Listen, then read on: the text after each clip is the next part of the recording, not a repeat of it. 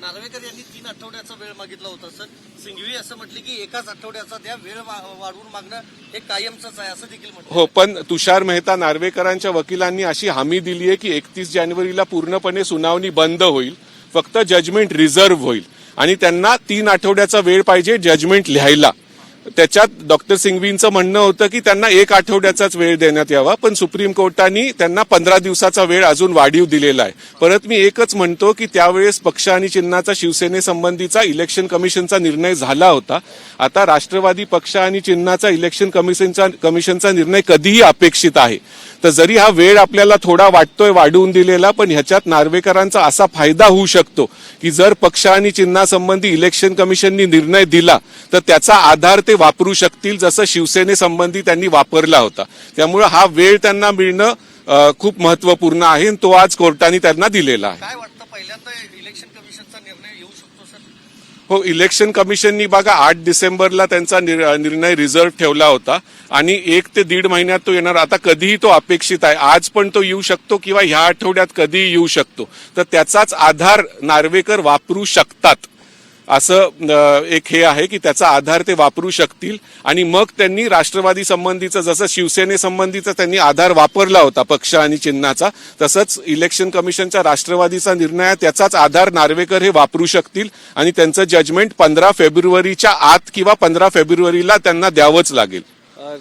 शिवसेनेच्या या प्रकरणामध्ये कायदेशीर सल्ला मागितला होता विधानसभा अध्यक्षांनी निवडणूक आयोगाकडे.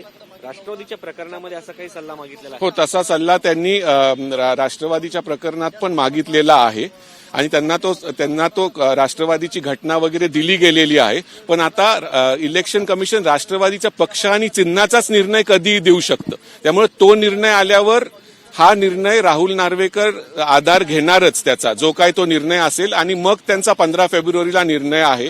त्यामुळे आता त्यांना जरी हे 2 आठवडे मिळाले गेले आहेत तरी हे खूप महत्वाचे आहेत. लोकसभा निवडणुका समोर आहेत, आचारसंहिता फेब्रुवारीच्या अंतिमपर्यंत लागू शकते. मग अशा वेळी निवडणूक आयोगाला आणि त्याचबरोबर विधानसभा अध्यक्षाला आणि त्याचबरोबर सुप्रीम कोर्टावर सुद्धा हे बंधनकारक असणार आहे का की राष्ट्रवादीचं चिन्ह, सिंबल आणि हे संपूर्ण निकाली काढावं? हो, त्यांना राष्ट्रवादीच्या दोन्ही गटांना वाटतच असेल की लवकर जो काय निर्णय आहे तो तुम्ही द्यावा, नाहीतर जर निर्णय दिला गेला नाही तर दोन्ही गटांना दुसरं चिन्ह घ्यावं लागेल किंवा वेगळं नाव वापरावं लागेल. त्यामुळे आता तो निर्णय त्यांना घ्यावाच लागेल असं दोन्ही गटांना वाटत असेल आणि इलेक्शन कमिशन लवकरच त्याचा निर्णय घेईल. मला वाटतं आजही देऊ शकतं किंवा ह्या आठवड्यात कधी इलेक्शन कमिशनचा राष्ट्रवादी संबंधीचा निर्णय अपेक्षित आहे. अध्यक्ष कधीपर्यंत निकाल राखून ठेवतील असं त्यांनी सांगितलं? नाही, अध्यक्षांनी असं सांगितलंय की 31 जानेवारीला मी माझी सुनावणी पूर्ण करेल आणि मला 3 आठवड्याचा वेळ तुम्ही द्यावा इलेक्शन म्हणजे मला हे निकाल डिक्टेट करायला. तो निकाल डिक्टेट करायला कोर्टाने त्यांना 3 आठवड्याच्या ऐवजी 2 आठवड्याचा वेळ दिलेला आहे. हो, ती शेवटचीच डेडलाईन, कारण तुम्हाला आठवत असेल शिवसेनेसंबंधी पण त्यांनी 31 डिसेंबरचं 10 जानेवारी केलं होतं. 10 तारखेला नार्वेकरांनी निर्णय दिला होता. तर 15 तारखेला राष्ट्रवादी संबंधीचा पण निर्णय हा नक्कीच नार्वेकरांकडून येईल. शिवसेनेचं देखील प्रकरण प्रलंबित आहे, त्याचाही निकाल लागलेला नाहीये. त्यामुळं आता शिवसेना जी आहे ठाकरे गट हे मशाल चिन्ह घेऊन निवडणुकीला सामोरं जाईल की या अगोदर? बघा, शिवसेनेचं पक्ष आणि चिन्ह जो इलेक्शन कमिशनचा निर्णय होता त्याचा अपील इथं प्रलंबित आहे. एखाद्या वेळेस येत्या शुक्रवारी त्याची सुनावणी होऊ शकते, अजून लिस्ट यायची आहे. पण येत्या शुक्रवारी शिवसेनेच्या पक्ष आणि चिन्हासंबंधीचे पण सुप्रीम कोर्टात सुनावणी होऊ शकते. तर त्यामुळे आता जे पक्ष आणि चिन्ह आहे ते एकनाथ शिंदेंकडे आहे. तात्पुरतं ही सुनावणी संपेपर्यंत, ह्याचा निकाल लागेपर्यंत मशाल आणि शिवसेना उद्धव बाळासाहेब ठाकरे हे नाव उद्धव ठाकरे वापरू शकतात. आमदार अपात्रतेसंबंधी राहुल नार्वेकरांना 31 जानेवारीचा वेळ दिला गेला होता. आज राहुल नार्वेकरांचे वकील तुषार मेहता यांनी सांगितलंय की 31 जानेवारीपर्यंत राहुल नार्वेकर हे सुनावणी पूर्ण करतील, पण त्यांना जजमेंट डिक्टेट करायला 3 आठवड्याचा वेळ पाहिजे. तर 3 आठवड्याच्या ऐवजी सुप्रीम कोर्टाने 15 दिवसाचा वेळ दिलाय आणि 15 फेब्रुवारीपर्यंत सांगितलं आहे की राहुल नार्वेकरांनी त्यांचा निर्णय द्यावा. आता ह्याच्यात एक लक्षात घ्या, शिवसेनेसंबंधी पक्ष आणि चिन्हासंबंधी इलेक्शन कमिशनचा निर्णय झाला होता आणि त्याचा आधार राहुल नार्वेकरांनी घेतला होता. राष्ट्रवादी पक्ष आणि चिन्हासंबंधीचा निर्णय आज किंवा 1-2 दिवसात येऊ शकतो. त्यामुळे जरी हे आपल्याला वाटतंय की थोडा वेळ वाढवून मिळालेला आहे, पण हा आधार जर इलेक्शन कमिशननी पक्ष आणि चिन्हासंबंधी राष्ट्रवादीचा निर्णय दिला तर तो आधार वापरूनच राहुल नार्वेकर त्यांचा निर्णय देऊ शकतात. त्यामुळे आज त्यांना वेळ मिळणं हे खूप महत्वाची गोष्ट आहे. नार्वेकर यांनी 3 आठवड्याचा वेळ मागितला होता सर.